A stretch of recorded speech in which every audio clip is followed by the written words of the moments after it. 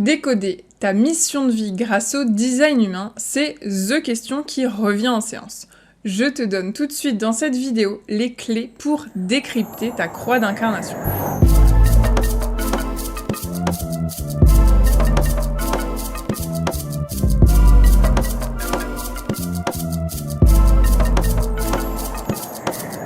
Moi c'est Mel et sur ma chaîne on parle astro, design humain et Jinki. Bref, tous ces trucs que les moldus trouvent un peu perchés mais qui mettent de la magie dans ta vie. Tu te sens peut-être coincé dans ton 9-17, tu as envie de changement mais tu ne sais pas trop dans quoi tu voudrais te lancer. Tu cherches un peu partout ce qui serait ta fameuse zone de génie, pourquoi tu es vraiment faite. Depuis l'épisode 2020, mettre un jean et sourire quand on te rajoute un truc nul sur ta to-do list qui est déjà blindée, ça devient peut-être franchement dur. T'es pas la seule. Le pro, la carrière, le boulot idéal, c'est un des sujets qui revient beaucoup en séance. Et en design humain, on a des super points à regarder pour aiguiller précisément vers sa fameuse mission de vie ou mission d'âme. Je te donne 5 étapes pour craquer le code. L'élément déterminant, celui par lequel on commence en design humain, c'est ce qu'on appelle la croix d'incarnation. Alors la croix d'incarnation est composée des 4 portes les plus importantes de ton design. Tu les trouves en haut des colonnes qui sont à droite et à gauche de ton schéma corporel. Et sur le mandala, elles forment une croix. Allez, une autre image du mandala. Merci my love. Alors parfois, la formulation canalisée, la source, est un petit peu cryptique. Parfois ça aide, et parfois ça te dit que tu n'es qu'amour. Bon bah là, t'es pas plus avancé. Une pensée pour toutes celles qui ont en croix d'incarnation des variantes de la croix du vaisseau de l'amour. Mes clientes d'amour se reconnaîtront. Moi ce que j'aime bien faire, et tu vas vite comprendre pourquoi, c'est rechercher l'histoire que ça nous raconte. Regarder tout ça en détail. Et je procède par étapes. Je t'explique comment en prenant la mienne en exemple, pour que ce soit bien clair. Ma croix d'incarnation, c'est celle de l'angle droit de l'obscuration 2. Donc, étape 1, en premier, on va chercher la traduction de la canalisation. Et ça nous dit ça. Vous avez l'énergie pour mettre les choses en perspective, en identifiant les aspects et en leur donnant un nom.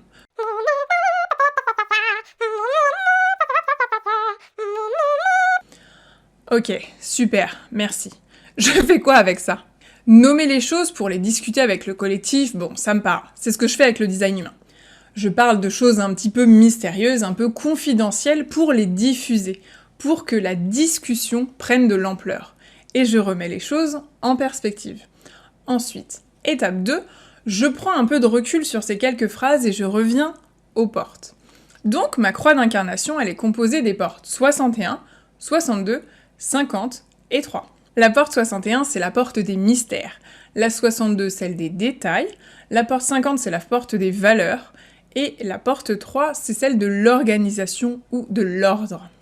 La porte 61, c'est donc la porte des mystères. Elle correspond à l'hexagramme de la vérité intérieure. Elle me rappelle que les réponses sont en moi, que la connexion avec la source est quelque chose de très naturel, c'est l'une des portes de l'intuition, et elle pose les pourquoi de la vie. Elle questionne les vérités en place. Elle cherche à percer les mystères de l'existence. Elle explore ce qui est inconnu, incompris, et elle veut tout savoir. Bon là déjà ça me parle plus. Je suis attirée par tout ce qui peut m'apporter des réponses depuis toujours, et j'ai toujours été ultra intuitive. La porte 62 ensuite, c'est celle des détails, celle de la beauté de ce qui est petit.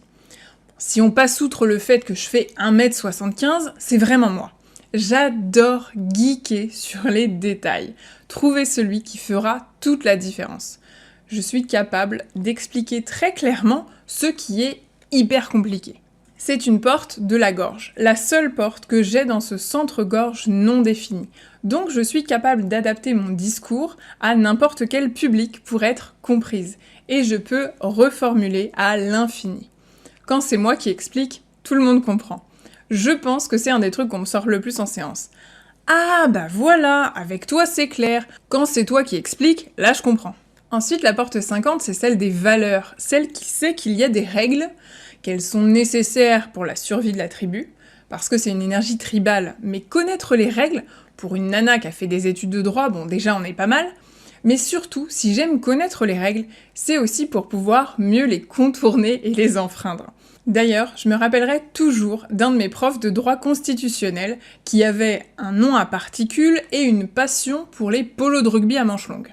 Il avait dit « Si le droit ne va pas dans ton sens, ne soutiens pas ta cause, c'est que tu n'as pas cherché assez longtemps. » Et il a contribué à faire de moi quelqu'un qui connaît les règles pour pouvoir m'en affranchir ensuite. Pour moi, avec cette porte, c'est hyper important d'agir en accord avec mes valeurs. Mais si j'enfreins les règles fixées par les autres parce que je les trouve un petit peu rigides ou périmées, par contre, là, ça ne me pose aucun problème. Même si ça m'attire des ennuis ou que ça excite quelques mean girls. Pour finir, la porte 3, c'est celle qui aime l'ordre. On reste toujours dans la même vibe. Elle me donne l'énergie de construire des bases solides et de mener les choses à bien, de finir ce que j'ai commencé, mais aussi de semer les graines pour encourager des éclosions. Elle me rend capable de partir à zéro, ça ne me fait pas peur, même si c'est difficile au début. Étape 3, le design humain, et particulièrement quand on cherche à comprendre, à faire la lumière sur sa mission de vie, il faut vraiment le regarder de manière holistique, dans son ensemble. Est-ce que l'une des portes est dans un des centres non définis, par exemple? Ça peut avoir un impact sur la façon dont tu vis et tu exprimes cette énergie. Te dire que j'étais dans l'ombre de ma porte 62 ado et jeune adulte, ça serait l'understatement de l'année. Tout ça parce que cette porte 62 se situe dans mon centre-gorge non défini. Étape 4, on peut regarder le reste du schéma corporel. Ce qui vient soutenir ou non ces portes-là, cette mission de vie-là. Étape 5, on ne reste pas le nez fixé sur ces 4 trucs-là. Il y a évidemment d'autres éléments à prendre en compte. La porte en Mars inconscient par exemple, elle représente notre blessure sacrée et aussi notre vocation, côté Jinki. C'est ultra intéressant d'aller voir de ce côté-là. Moi par exemple, j'ai la porte 6, celle du conflit, celle qui pour apprendre la diplomatie et arriver à la paix intérieure, m'a clairement fait passer un sale quart d'heure. Maintenant que je suis de l'autre côté, la plupart du temps, parce qu'on n'est pas Peter Pan, nos ombres, elles ne vont pas se faire la malle. Donc maintenant que je suis à peu près de l'autre côté, je peux te dire que la bataille avec moi-même, c'est pas celle-là qu'il fallait mener.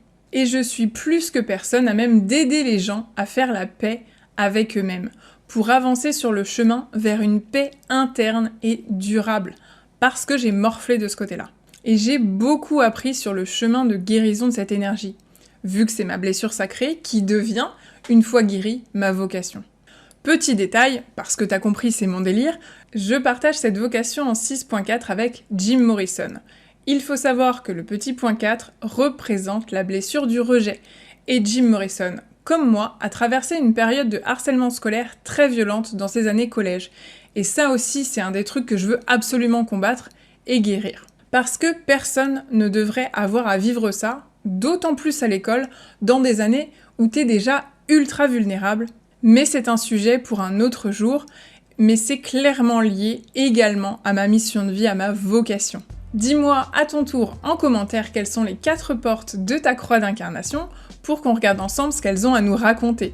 Et tu trouveras en description un lien pour prendre rendez-vous si tu veux qu'on en discute ensemble directement. Pense à t'abonner et à liker cette vidéo, tu peux aussi l'envoyer à ta copine qui se cherche comme si on ne lui avait pas mis de GPS interne à la naissance. Et je te dis à très vite.